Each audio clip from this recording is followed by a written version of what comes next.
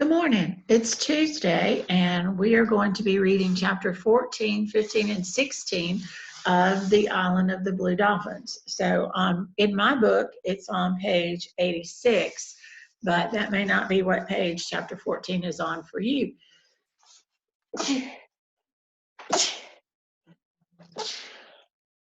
Excuse me. Y'all know I don't sneeze just once. I'm not sick. This is just allergies. All right, let's look at chapter 14. My leg hurt so much by the time I had reached the house that it was hard for me to crawl under the fence and move aside the heavy rock. For 5 suns, I could not go out because my leg had swollen so badly and I had no herbs with which to treat it. I had enough food to eat, but on the third day, the water in the basket ran low. 2 days later, the basket was empty. It was necessary then for me to go to the spring in the ravine. I started out when the sun rose. I took with me shellfish to eat, also my spear and my bow and arrows. I went very slowly, for I had to crawl on my hands and knees, carrying the food tied to my back and dragging the weapons.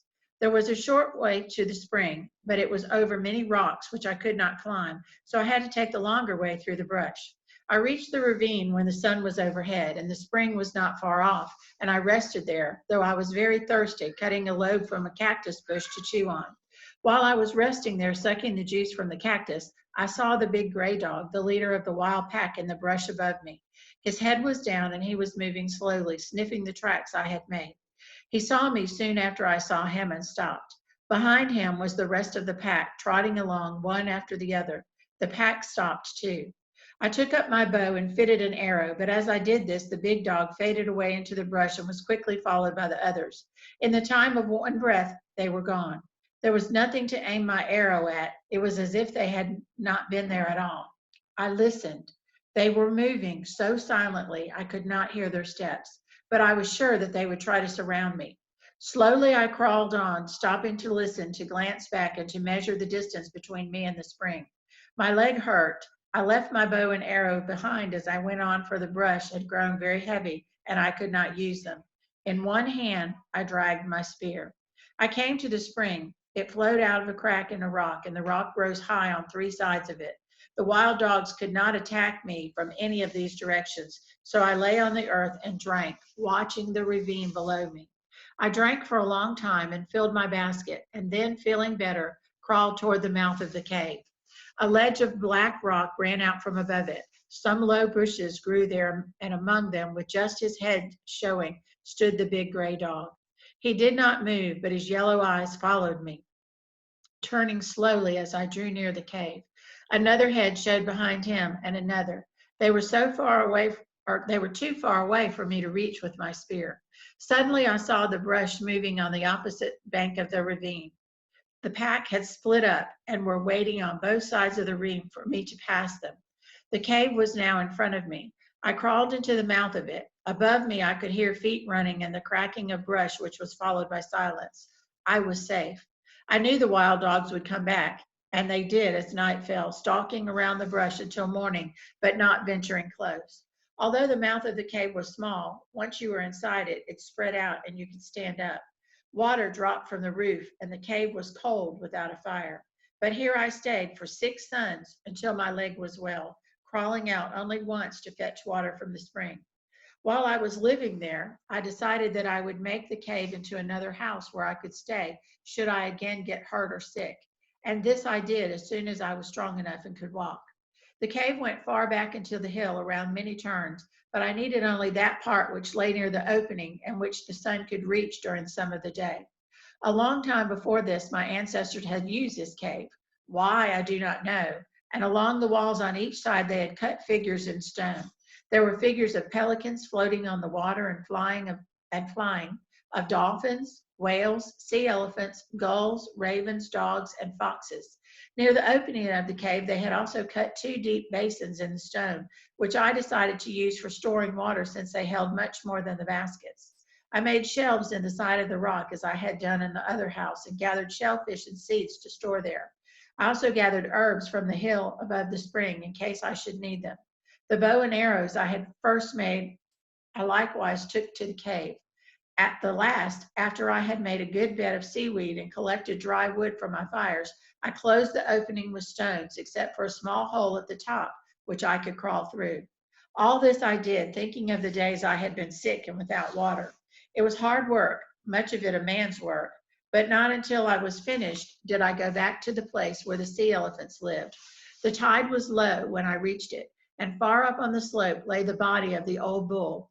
Gulls had picked his bones clean, but I found what I had come for. Some of the teeth were as long as my hand and half its width. They were curved at the tops, and some were broken. But when I had ground the best of them down with sand, I had for my work 4 good spear points, broad at the bottoms and very sharp at the ends.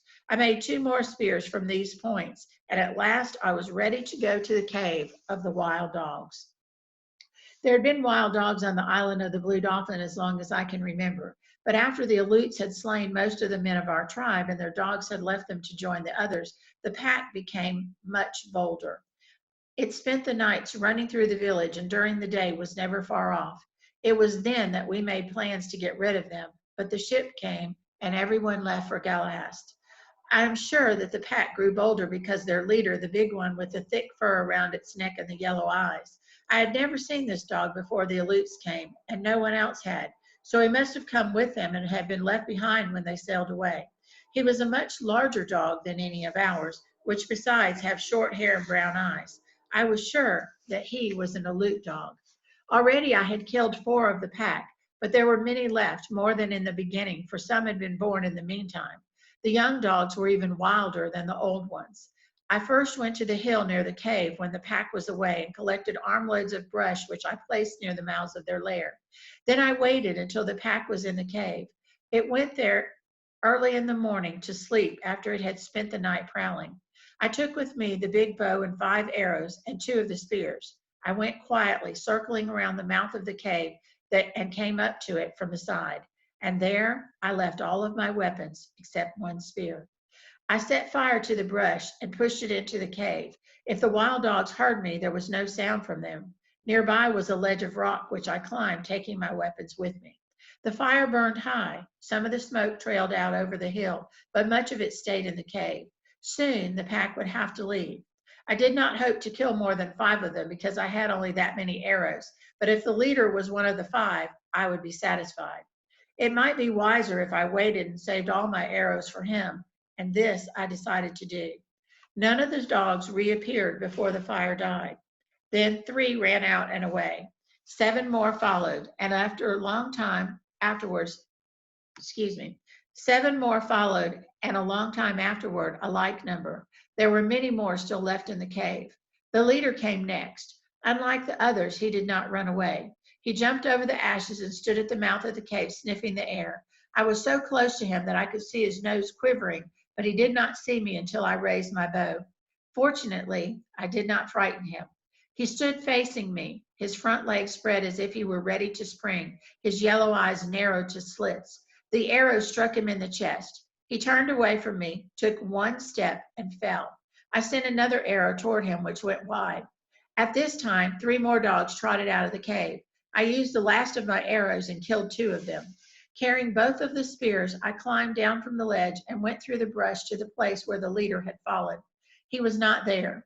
While I had been shooting at the other dogs, he had gone. He could not have gone far because of his wound, but though I looked everywhere around the ledge where I had been standing and the front of the cave, I did not find him. I waited for a long time and then went inside the cave. It was deep, but I could see clearly. Far back in the corner was the half-eaten carcass of a fox. Beside it was the black dog with 4 gray pups. One of the pups came slowly toward me, a round ball of fur that I could have held in my hand. I wanted to hold it, but the mother leaped to her feet and bared her teeth. I raised my spear as I backed out of the cave, yet I did not use it. The wounded leader was not there. Night was coming, and I left the cave, going along the foot of the hill that led to the cliff. I had not gone far on this trail that the wild dogs used when I saw the broken shaft of an arrow. It had been gnawed off near the tip, and I knew it was from the arrow which had wounded the leader. Farther on, I saw his tracks in the dust. They were uneven, as if he were traveling slowly. I followed them toward the cliff, but finally lost them in the darkness. The next day and the next it rained, and I did not go to look for him. I spent those days making more arrows, and on the third day, with those arrows and my spear, I went out along the trail the wild dogs had made to and from my house. There were no tracks after the rain, but I followed the trail to the pile of rocks where I'd seen them before. On the far side of the rocks, I found the big gray dog. He had broken the arrow in his chest, and he was lying with one of his legs under him. He was about 10 paces from me, so I could see him clearly. I was sure that he was dead, but I lifted the spear and took good aim at him.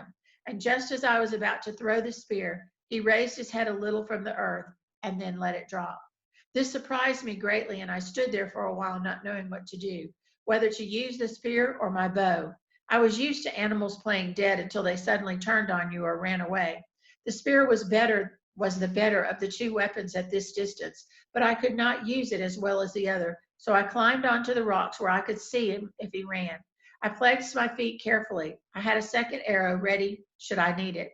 I fitted an arrow and pulled back the string, aiming at his head. Why I did not send the arrow, I cannot say. I stood on the rock with the bow pulled back, and my hand would not let it go. The big dog lay there and did not move, and this may be the reason. If he had gotten up, I would have killed him. I stood there for a long time looking down at him, and then I climbed off the rocks. He did not move when I went up to him, nor could I see him breathing until I was very close. The head of the arrow was in his chest, and the broken shaft was covered with blood. The thick fur around his neck was matted from the rain. I do not think that he knew I was picking him up, for his body was limp as if he were dead. He was very heavy, and the only way I could lift him was by kneeling and putting his legs around my shoulders. In this manner, stopping to rest when I was tired, I carried him to the headland. I could not get through the opening under the fence, so I cut the bindings and lifted out 2 of the whale ribs, and thus took him into the house. He did not look at me or raise his head when I laid him on the floor, but his mouth was open and he was breathing. The arrow had a small point, which was fortunate, and came out easily, though it had gone deep. He did not move while I did this, nor afterwards as I cleaned the wound with a peeled stick from a coral brush. This brush has poisonous berries, yet its wood often heals wounds that nothing else will. I had not gathered food for many days, and the baskets were empty, so I left water for the dog, and after mending the fence, went down to the sea. I had no thought that he would live, and I did not care. All day I was among the rocks gathering shellfish, and only once did I think of the wounded dog, my enemy, lying there in the house, and then to wonder why I had not killed him. He was still alive when I got back, though he had not moved from the place where I had left him. Again, I cleaned the wound with a coral twig. I then lifted his head and put water in his mouth, which he swallowed. This was the first time that he had looked at me since the time I had found him on the trail. His eyes were sunken, and they looked out at me from far back in his head. Before I went to sleep, I gave him more water.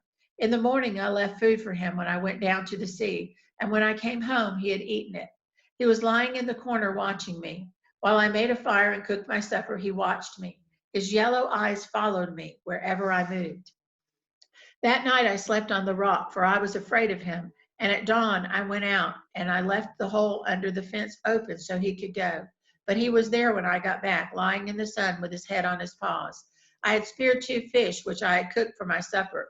Since he was very thin, I gave him one of them, and after he had eaten it, he came over and lay down by the fire, watching me with his yellow eyes that were very narrow and slanted up at the corners. 4 nights I slept on the rock, and every morning I left the hole under the fence open so he could leave. Each day I speared a fish for him, and when I got home, he was always at the fence waiting for it. He would not take the fish from me, so I had to put it on the ground.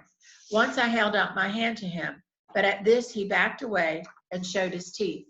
On the 4th day, when I came back from the rocks early, he was not there at the fence waiting. A strange feeling came over me. Always before when I returned, I had hoped that he would be gone, but now as I crawled under the fence, I did not feel the same. I called out, "Dog, dog," for I had no other name for him. I ran toward the house calling it. He was inside. He was just getting to his feet, stretching himself and yawning. He looked at first at the fish I carried and then at me and moved his tail.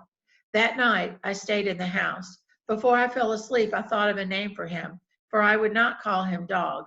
The name I thought was Rontu, which means in our language, fox eyes. This is chapter 16. The white men's ship did not return that spring, nor in the summer. But every day, whether I was on the headland or gathering shellfish on the rocks or working on my canoe, I watched for it. I also watched for the red ship of the Aleutes. I was not sure what I would do if the Aleutes came. I would hide in the cave, which I had stored with food and water, for it was surrounded by thick brush, and a mouth of the ravine could only be reached from the sea. The Aleutes had not used the spring and did not know about it because there was another one closer to where they had camped. But they might come upon the cave by chance, and then I must be ready to flee. For this reason, I worked on the canoe I had abandoned on the spit. I went to the place where the others were hidden, but they were dried out and cracked. They were too heavy for a girl to push into the water, even a girl as strong as I was. The tides had almost buried the canoe, and I labored many days to dig it out of the sand. Since the weather was warm, I did not go back and forth to my house on the headland, but cooked my meals on the sand spit, and at night slept in the canoe, which saved much time. Even this canoe was too big for me to pull easily in and out of the water, so I set about making it smaller. I did this by loosening all the planks, by cutting the sinews and heating the pitch that bound them together. And then I shaped those planks to half their length using sharp knives made from the black stone, which is to be found at one place on the island, and bound them back together with fresh pitch and sinews. The canoe, when I had finished, was not so beautiful as it had been before, but I could now lift one end of it and drag it through the waves. All the time I was working on the canoe, which was most of that summer, Rontu was with me. He was either sleeping in the shade of the canoe or running up and down the sand spit, chasing the pelicans that roost there in great numbers because there are numerous fish nearby. He never caught any of the birds, yet he would keep trying until his tongue hung out of his mouth. He had learned his name quickly and many words that meant something to him. Zawait, for example, which is our word for pelican, and nape, which means fish. I talked to him often using these words and others, and many he did not understand, just as though I were talking with one of my people. Rontu, I would say after he had stolen a special fish I had speared for my supper, tell me why it is that you are such a handsome dog, yet such a thief.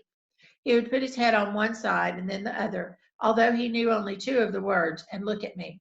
Or I would say, it's a beautiful day. I've never seen the ocean so calm, and the sky looks like a blue shell. How long do you think these days will last? Rontu would look up at me just the same, though he understood none of the words, acting as if he did. Because of this, I was not lonely.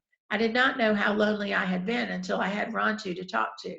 When the canoe was finished and the pitch had dried, I wanted to find out how it went through the water and if the planks leaked, so we set off on a long voyage around the island. The voyage took all of one day, from dawn until night. There are many sea caves on the island of the Blue Dolphins, and some of them are large and go far back into the cliffs. One of these was near the headland where my house stood. The opening was narrow, not much wider than the canoe, but once we were inside, it spread out and was larger than my place on the headland. The walls were black and smooth and slanted far up over my head. The water was almost as black, except where the light came through an opening. Here it was a gold color, and you could see the fish swimming around. They were different from the fish on the reefs, having larger eyes and fins that drifted out of their bodies like kelp. This place opened into another, which was smaller and so dark I could see nothing. It was very silent in there, with no sound of the waves on the shore and only the lapping of the water against the rocky walls. I thought of the god Tumawit, who had become angry with Muscat, who had gone down into another world, and I wondered if it were not to such a place as this that he had gone. Far ahead was a spot of light no larger than my hand, so instead of turning back, which I felt like doing, I drifted toward it around many turnings and came at last to another room much like the first. Along one side was a wide shelf of rock, which ran out of the sea through a narrow opening. The tide was full, and yet the shelf was out of the water. It was a fine place to hide a canoe, which could be lifted out and stored where no one could find it. The ledge joined the cliff just below my house. All I needed was a trail down to the cave, and then the canoe would be close at hand. We have made a great discovery, I said to Rontu. Rontu did not hear me. He was watching a devilfish just beyond the opening of the cave. This fish has a small head with eyes that bulge and many arms. All day, Ranchu had been barking at the cormorants, the gulls, the seals, and everything that moved. Now he was quiet, watching the black thing in the water. I let the canoe drift along and knelt down out of sight until I could pick up my spear. The devilfish was in front of us, swimming slowly near the surface, moving all his arms at once. Large devilfish are dangerous if you are in the sea, for their arms are as long as a man and they can quickly wrap them around you. They also have a big mouth and sharp beak where their arms join their head. This one was the largest I have ever seen. Since Ranchu was standing in front of me and I could not put the canoe into a better position, I had to lean out to use the spear. As I did so, the devilfish saw my movement and let loose in the water a black cloud of liquid, which instantly hid him from view. I knew that the devilfish would not be in the center of this cloud that I had left behind. I therefore did not aim my spear at it, but picked up the paddle and waited until he appeared. He was now twice the length of the canoe from me, and though I paddled fast, I could not overtake him. Ranchu, I said, for he was watching the black cloud in the water, you have much to learn about the devilfish. Ranchu did not look at me or bark. He put his head to one side and then the other, still puzzled, more so when the cloud disappeared and nothing was left except clear water. Devilfish is the best food in the seas. The flesh is white and tender and very sweet, but they are difficult to catch without a special kind of spear, which I now decided to make during the winter when I would have much time. I took the canoe to Coral Cove, not far from the cave, and pulled it up on the shore out of reach of the winter storms. There it would be safe until spring, when I could hide it in the cave that Ranchu and I had found. It was easy to paddle and did not leak. I was very happy. And that's the end of chapter 17. So tomorrow I will read, or that's the end of chapter 16, I'm sorry. So tomorrow I'll begin with chapter 17. I hope you have a great day. Don't forget to answer the questions on the test that I had posted on GroupMe. I'll be back tomorrow. Have a great day.